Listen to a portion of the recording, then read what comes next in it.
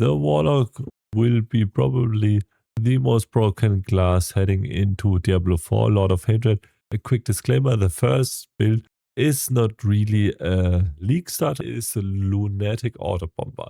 So Cage of Madness, your evade transforms you into an angry lunatic for up to 15 seconds that explodes, dealing commands fallen damage and increasing by 100% for every second you transform for. While you're an angry lunatic, your movement speed is increased and you periodically spawn a mini lunatic that seeks enemies, and command fallen deals increased damage. So basically, when we evade, we're gonna transform into a lunatic with our command fallen damage, and we're gonna try to build everything around that because we're gonna try to speed farm pretty fast and just run through the map. And I did multiple things for that. First of all, let's gonna go through the skill tree because oh boy, the new skill tree is so nice. So Command Fallen is our main skill. So we want to transform this into a Hellfire skill. Meat Shields. Command Fallen becomes a Hellfire skills and passively summon a lunatic every X seconds. And summon rate is based on your attack speed. Also, it follows you around and detonates when enemies get close. And my idea is to get most of the skills with a 50-second timer because we can transform up to 15 seconds, and then we just want to go through a rota and then to cast every skill, and then we're going to cast our evade for our angry lunatic. I got Infernal Breath with 15 seconds. I got my Fleet of Abaddon with 15 seconds. And also my Dark Prison is also, I think, 15 seconds. And the Profane Sentinel is also 15 seconds. But we will come to that later. So, as I said, Command Fallen is now a Hellfire skill meat shields because we want to use the Vanguard shard and the Warn fragment. While we're in demon form, we can lose 1 dominance per second per close summon created demon to extend their duration. So created demons are longer at our side, and also demon form gives us more damage. So how can we maintain dominance? Well, with the dominance, every 15 times hit enemies with Command Fallen, you gain more dominance. So if it would work out perfectly like I planned it, we have basically an infinite amount of duration of our creator demons, which is pretty great, which is the Profane Sentinel, the Infernal Breath, and also the Fiend of Abaddon. Yeah, would be really cool if this works out. So in addition, we also get the damage per demon. We're gonna deal increased Command Fallen damage the more active demon we have. So this is our basic set of skills. So once again, we're gonna transform our Command Fallen into a meat shield. Thanks to our Unique Helm, we gonna cast our Command Fallen every time we evade, and through our Vanguard shard and Warn fragment, we're gonna maintain our created demons through the cliff of our Command Fallen to have basically infinite duration of our creator demons. So next up, what did we choose for the next skill? We didn't use any core skill because it's a basic skill build. And next up, we're gonna use Dark Prison because we're gonna use Chain Aura. So Dark Prison now creates an aura of fire shades around you. This is pretty nice because we try to constantly move, and I still don't know how the Cage of Madness will work, if it will interrupt your cast or your lunatic if you're gonna cast another skill, which I assume. So we want to try to get this for 50 seconds straight going because we're gonna get more damage the more time we are in our form. As I said, Chain Aura, so the Dark Prison will get cast around us and follow us, and reducing damage coming from outside by 35% and slowing enemies within by 80%. Dark Prison is now a Hellfire skill. So in addition, hitting enemies with Dark Prison fortifies you for 1% maximum life, gives us even more damage reduction. We could also go for small missiles that enter Dark Prison, slowed by 99%. Maybe this is really great. We need to test this out. In addition, we also have the enemies within Dark Prison are weakened. We have weakened with the Dark Prison, and we have fortified. Two really good status effects. And maybe if I need it, I can also go for the cooldown reduction, but I will test this out as soon as I have this unique. So next up, what did we also choose? We got the Infernal Breath. It is a greater demon. It also lasts 15 seconds because it's an abyss skill. So, but why did we take it? We only did take it because casting Infernal Breath infuses your lesser demon skills to grant 1 second of volatility per hit for 5 seconds. So what does volatility does? Randomly empowers Hellfire skills when you attack with them, dealing increased damage on the next cast. So this also benefits our Command Fallen because it is now a Hellfire skill, and this kind of gets auto-triggered. Um, and as I said, I hope I can maintain the Infernal Breath for an infinite amount with this sword.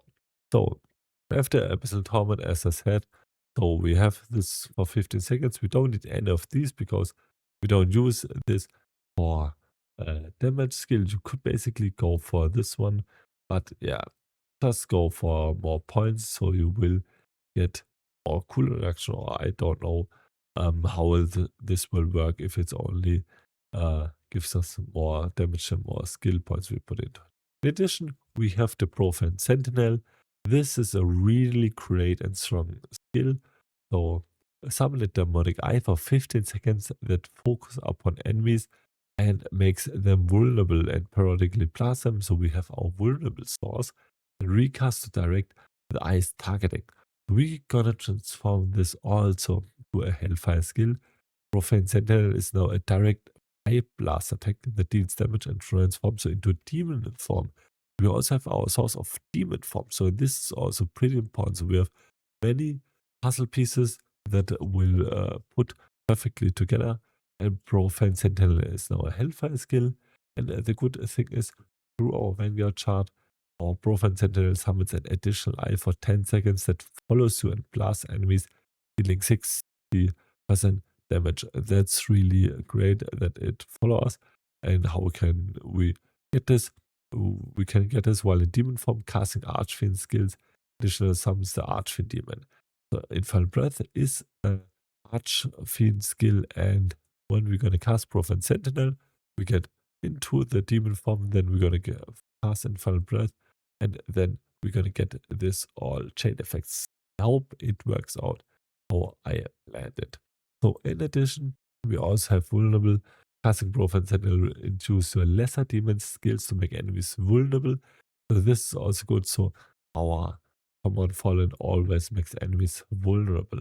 So next up, we have our Fiend of Abaddon as our last and ultimate skills.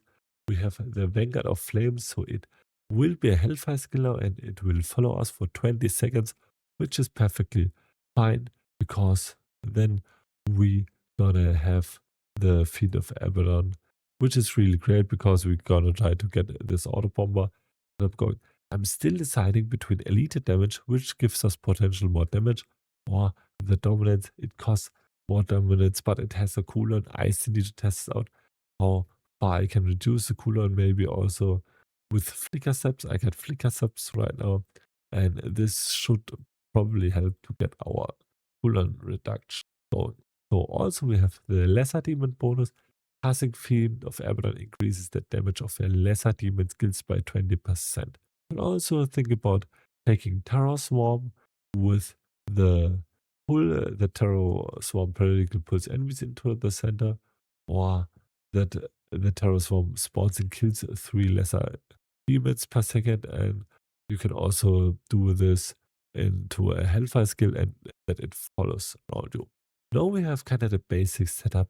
So we are first going to cast Profane Sentinel, then we go into a Shadow form, then into a Demon form, then we're going to cast Infernal Breath, and then Fiend of Abaddon, then the summon our Abodian, and then the Dark Prison, and then we're going to evade, and hopefully we're going to create this chain that everything will get constantly reapplied because we're going to get our demon extension through our one fragment with Infernal Breath.